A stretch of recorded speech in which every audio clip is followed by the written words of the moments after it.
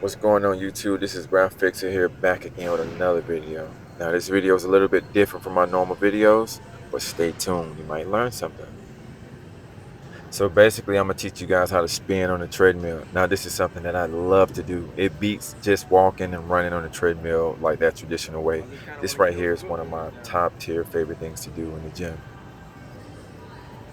All right, first thing I want you to do is just to walk on the treadmill at the speeds and the incline that I have listed right here, and just see how you normally would do these things. Don't try to overcomplicate it. Just try to test it out. That's your first test run. You do it on your natural inclination.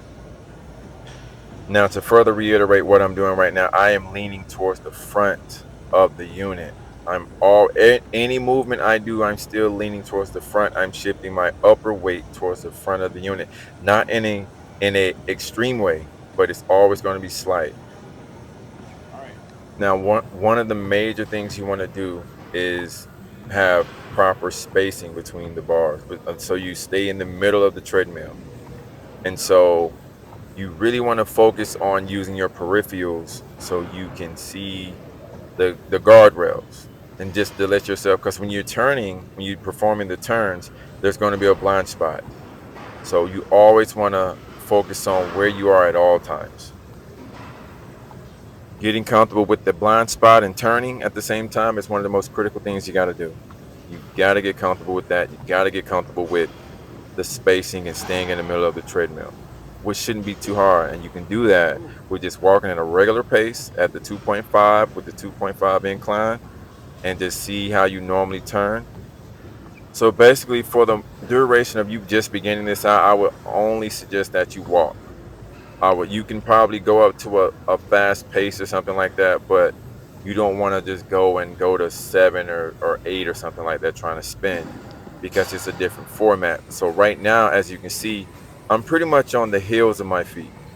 I'm kind of like it's slow enough I can be on the heels of my feet, and I'm pretty much pivoting and going to the next thing.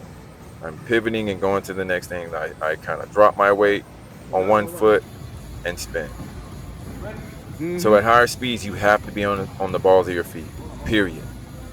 There's no way you can really shift the way you turn the way you need to with being flat-footed. As you can see in this video, I am on the balls of my feet, rolling. Here's another video. I'm still on the balls of my feet. I want to say this is a slower pace, but a lot of times when I'm spinning, sometimes I lose track of if I'm in the middle or not, and I'll touch the guardrail just to show myself where I'm at. I'm always looking at the guardrails, like with my peripherals. Like I'm always kind of looking a certain way. You can tell by my head positioning. The biggest component of this whole thing is rhythm. Everything has a cadence for the most part, and you can, no matter like how fast you're rolling that treadmill, you can hear a cadence, and you let your feet follow. And that's basically what I do.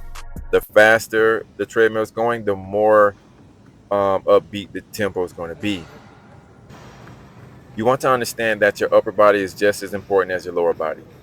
I'm going to turn my upper body first before I turn my lower body. It follows. And a lot of times I use my arms to generate momentum to get into like faster spins.